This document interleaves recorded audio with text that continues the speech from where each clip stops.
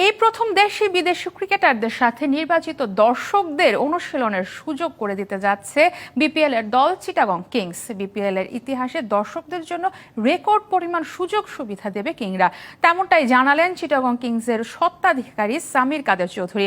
সেই সাথে সাকিবের বিপিএল খেলার ব্যাপারে এখনো আশাবাদী এই ফ্র্যাঞ্চাইজি ওনার। 10 বছর ধরে চিন্তা ভাবনা করেই নামলাম এবার। বিপিএল এর দল চিটাগাং কিংসে নয়া ধামাকা। কানাডা থেকে উড়ে আসছেন সুন্দরী মডেল ইয়াশা, আসছেন পাকিস্তানি লেজেন্ড শাহিদ আফ্রিদি। খবরটা পুরাতন, কৌতূহল টাটকা। এই দুই বিদেশিকে দিয়ে আসলে কি করাতে যাচ্ছে কিংরা?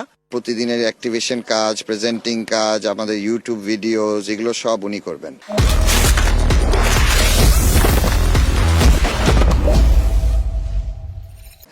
আর আফ্রিদি আমাদের স্পন্সরসদের কাজগুলো বলেন, ব্র্যান্ডিং এর কাজগুলো বলেন, আমাদের কিছু স্কুলে ইউনিভার্সিটির সাথে কিছু অ্যাক্টিভেশন কাজ আছে, ওগুলো সব শাহিদ আফ্রিদি করবেন। হুট করে সিলেট এনসিএল ভেন্যুতে চিটাগাং কিংস ওনার বিপিএল প্রসঙ্গে কথা বলতে গিয়ে আরো জানালেন, নিজ দলের স্পন্সর প্রতিষ্ঠানগুলোকে মাইলেজ দিতেই বাড়তি খরচ করছেন তারা।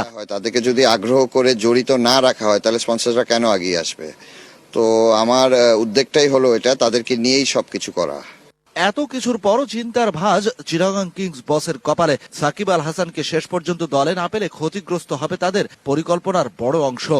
আমি তো প্রতিদিন দোয়া করছি যে উনি যেন এসে খেলতে পারে। আমার তো এখন উনি যদি নাই থাকে, আপনার ওরকম এক্সপিরিয়েন্স আমার লেফট আর্ম স্পিনার এই মুহূর্তে নেই। তো আমি খুবই আশাবাদী যে উনি অবশ্যই আসবেন আর খেলবেন। অনেক ক্রিকেটারই এনসিএল টি-20 দিয়ে চলে এসেছেন লাইমলাইটে। বিপিএল ড্রাফটের আগে এই টুর্নামেন্ট হলে উপকৃত হতো ক্রিকেটার, উপকৃত হতো ফ্র্যাঞ্চাইজিগুলোও।